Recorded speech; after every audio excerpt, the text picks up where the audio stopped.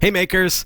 Now I'm Robbie Ferguson and I am a beginner maker. I'm going to get that out of the way right off the get-go with this series. So as we're learning together, you're going to hear me misuse terms, you're going to hear me make mistakes, but I'm going to do my best to explain things as well as I possibly can. So we're going to be learning this together. Now, through the episode that you're about to see where we're learning about electrical resistance, I continually make the mistake of calling it ohms resistance. So let's back up a little bit. What is an ohm? Well, an ohm is actually the measurement of an electrical resistance. So where I kept saying ohms resistance, you're about to hear, I should have been saying electrical resistance. So little mix-ups like that don't really impact the effectiveness of the demonstration, but I want you to know right off the get-go as we start our maker series that as a beginner maker myself, I'm just learning these things as well. So please come along with me through the course of this series, and we really hope that you'll enjoy what we have coming up over the next several months as we learn to become electrical makers together.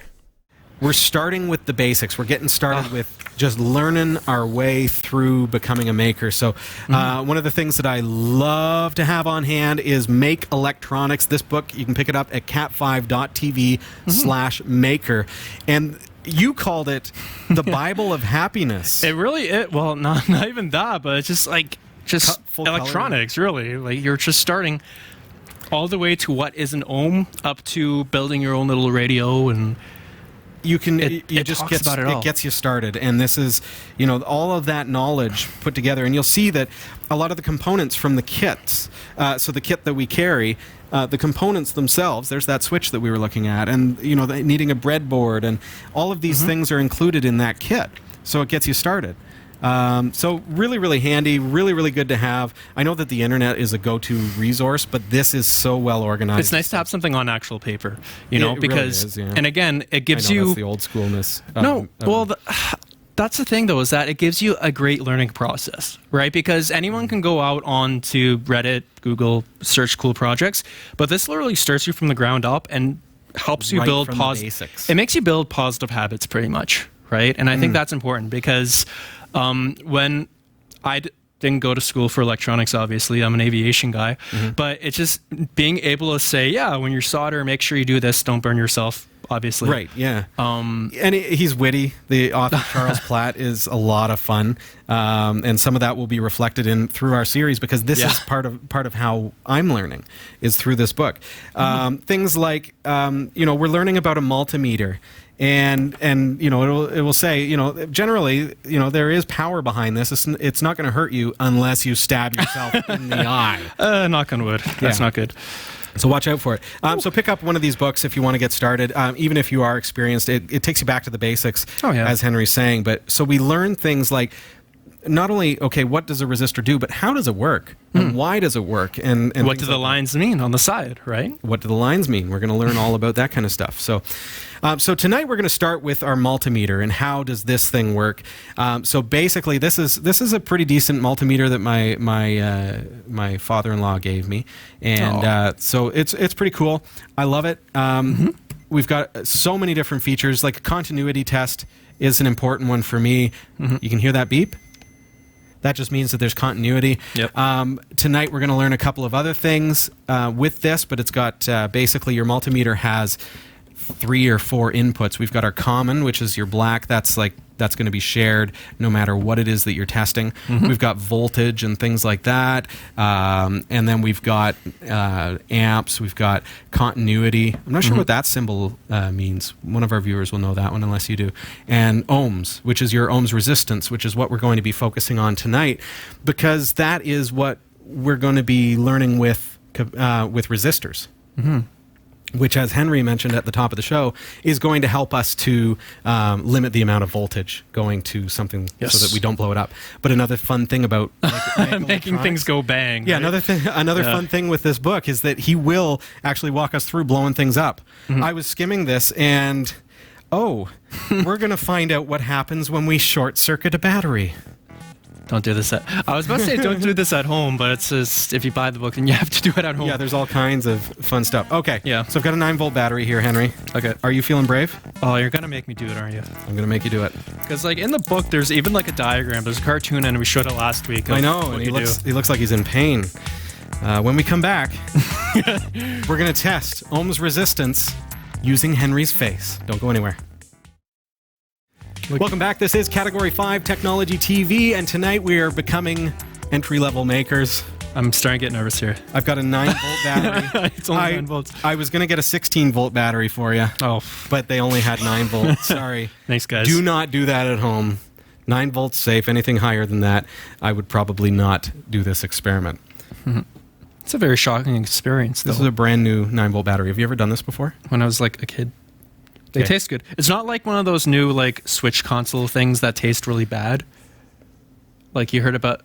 Never mind. I don't know what's going to happen. Somebody here. out there will get. Now, quick disclaimer: anything that we're going to be doing through the course of the series is generally safe, but does require adult supervision. So if you're do you count as an adult? I don't know. I'm technically an adult now, so I can supervise myself. Okay, so moisten your tongue. Make sure it's nice and wet, and then give it a lick. I'm scared now. Yeah. Did it hurt? It was hot. It was hot? Yeah, it was warm. Like that? Oh, yeah. I am so glad that I think he was willing to do that. I think the battery works. I think it works. I feel like Jar Jar Binks from like episode 1. But it didn't hurt that bad, right? Like this. No, it's fine. Okay. All right. I've got a paper towel here for you. Thank you. I want you to stick out your tongue and dry your tongue with this, and then do the exact same experiment, okay? I want your tongue to be dry. Mm-hmm. Is it dry? Mm-hmm. Okay, give it a go. Did it do anything? Mm-hmm. Nothing? I still felt a little bit, but it was just a little bit? Yeah. So why is that? Is there any room for stuff to flow? This is interesting thought, but why do we need to be careful in a lightning storm in the rain?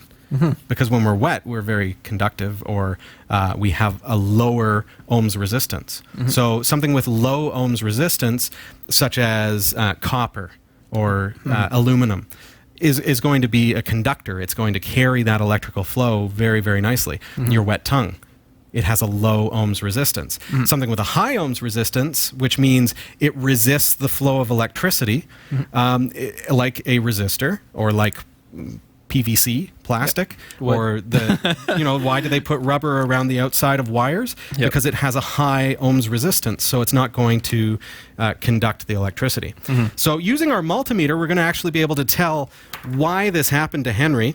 So I'm going to plug this into ohms resistance, and we're going to actually set our multimeter to ohms. Oh, I've already got it at ohms. Yep. There. Okay, so power that baby on. Right. And you'll see that there's nothing really going on there. Okay? All right. So, all I want you to do is same test, but with our multimeter. Okay. Okay, so we're going to touch this to your tongue. As would be reminded in the book, do not stab this into your tongue. It's going to give me a piercing. Here we are. Okay. So about an inch apart, just like the battery. So when you do that, I'm going to just switch modes here so that we can see. So, everyone ready? 3, 2, 1, go. Mm-hmm. So we've got about, now does that hurt? 195 kilo ohms. 195 kilo ohms. Okay, so now do the same thing with your tongue. Dry it off. It's like licking chalk, like that dry. It's a bit sciencey tonight. It feels so sciencey. Okay, tongue's dry? Okay, same test. Go. Okay, so now we're getting, notice this is millions. So 1 point something million ohms. So we're getting a much significantly higher ohms resistance. Oh, yeah. So when your tongue is dry, it's resisting the flow of electricity much higher than when it's moist. I said trying moist. To go. Oh, that's like that's a bad word to use these days. Yeah, never on the internet. So there you have it. I mean, that's a basic experiment to show you the difference in how ohms resistance affects the flow of electricity, and that is what these resistors is going to do for us when we're building some of our kit. So when we're building some of the fun things that we're going to be doing, these are going to create ohms resistance, or they provide ohms resistance to reduce the electrical flow, so that if we have a battery here that's 9 volts, we can reduce it to, say, 6 volts or maybe 4 or 5 volts if we want to be able to plug in like LEDs and not make them burst. Yeah. But we're going to make some burst. We're going to make some explode for the sake of experimentation. Yeah, unfortunately, I didn't learn this lesson ahead of time, and I remember blowing up my first LED. Yeah? A few weeks ago. That's quite. Did it actually burst out, or did No, it just it wasn't go that exciting. It just kind of like died, but Yeah. it can add more Kit power. comes with a lot. The kit comes with a lot. Everything that we're going to be doing through the course of the series is going to be probably 9 volts or under. Okay. So yeah, it's still safe, We're but gonna you can keep still it do some safe. really fun stuff. We're going to keep it safe. We're not going to be doing anything where we're going to need to, work with high currents or anything like that.